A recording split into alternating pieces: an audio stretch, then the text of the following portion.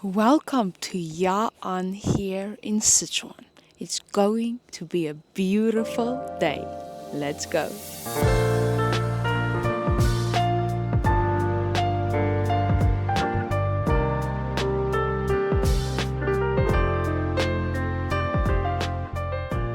This is where Chinese tea cultivation began, Mengding Mountain.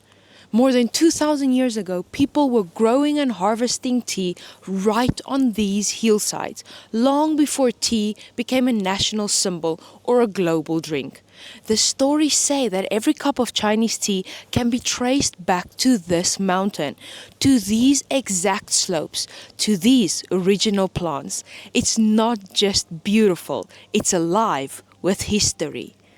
The tea fields here stretch across the hills at almost exactly 30 degrees north latitude, the same latitude as some of the most mysterious and powerful places on Earth, like the Egyptian pyramids, the Himalayas, and the Bermuda Triangle. That line plays a big part in why the tea here is so special. Right now I'm taking a cable car to the top of the mountain. We are at an altitude of between 1,200 and 1,456. But anyway, to get in here, I had to pay 45 RMB for a ticket to get up the mountain, and then you can hike up if you want. It takes around 3 hours, or you can take a cable car and pay an extra 40 RMB for there and back, so 40 RMB. So in total, I'm paying 85 RMB for this amazing experience. Here they show you how it looks in the different seasons. So here we got spring. Then this is how it looks in summer. Autumn. Oh, beautiful. Look at those yellow leaves. And winter. Wow. While I was hiking up here to see the tea with my own eyes, I was asking a farmer, why are the tea leaves grown at a 30-degree north latitude so sweet? And he told me because at a high altitude, the leaves grow slowly, and that slow growth builds sweetness. There's less sunlight damage, more amino acids, more minerals in the soil, and just the right humidity. It's nature working perfectly.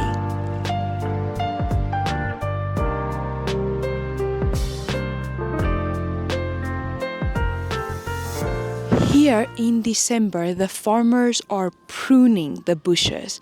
And even though it might look simple, this is one of the most important stages of the entire year. By trimming away the dead or the crowded branches, shaping the height and opening the plants to more sunlight and airflow, they're protecting the leaves from disease and preparing the bushes to grow stronger in spring. It's all about the timing and technique. Clean cuts, sharp tools, and precise decisions. What you're seeing right now will decide how sweet, how abundant, and how healthy next year's harvest will be. This is like the quiet work that creates the magic in every cup. So even though you think you're coming to a tea mountain, you're coming to pick some tea leaves, no, you're coming to learn more about how the tea tastes so good. I remember I told you guys right now they're pruning because it's December. But if you come in springtime, you can get your own little basket and then you can go pick your own tea leaves. You can dry your tea leaves here. Look at her right now. She's making some tea flowers. So this is also what you drink. Wow.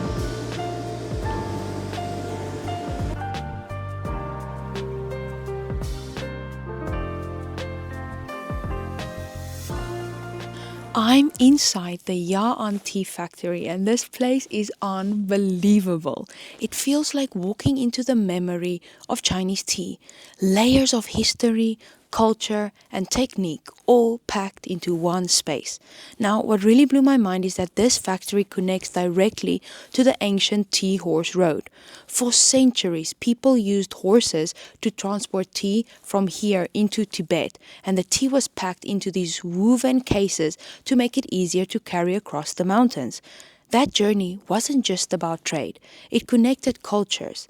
It united Tibet and the Han people, and tea became part of a shared story.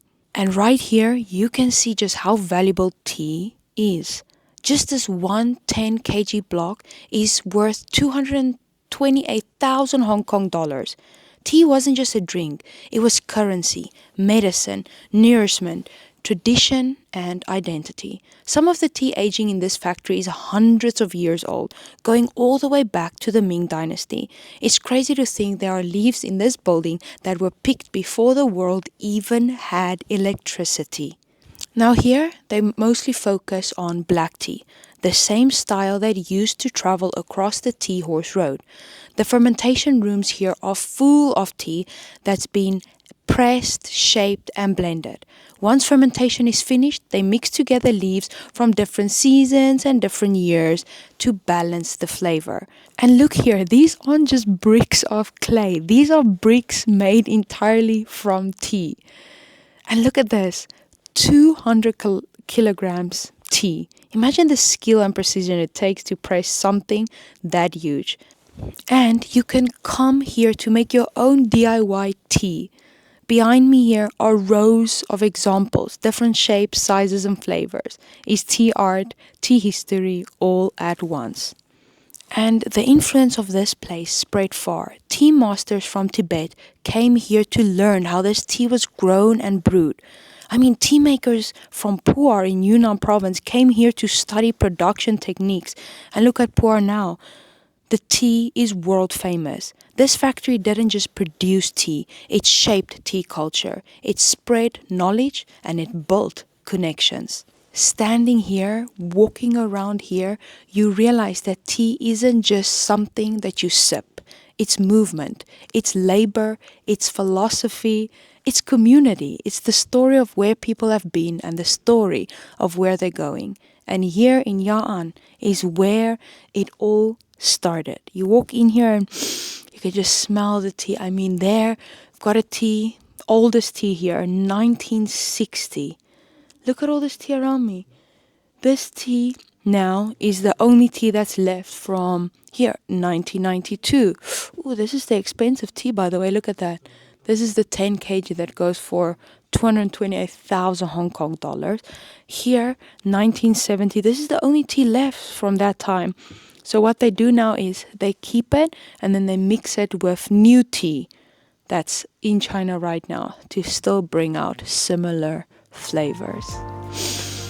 This smell, learning about the history of tea, it's made me crave some tea. Let's go drink some tea.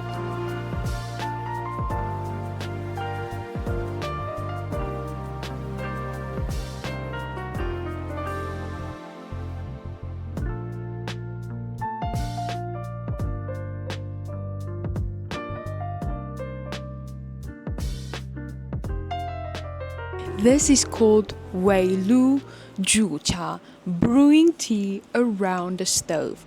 I've got some snacks here and it's a whole thing. I'm drinking the dan cha that was made here and sent to Tibet. Now dan cha is mostly black tea. A lot of people think tea is simple, right? You pick the leaves, dry them and then drink. But every flavor, like in this cup, is the result of timing, temperature and technique.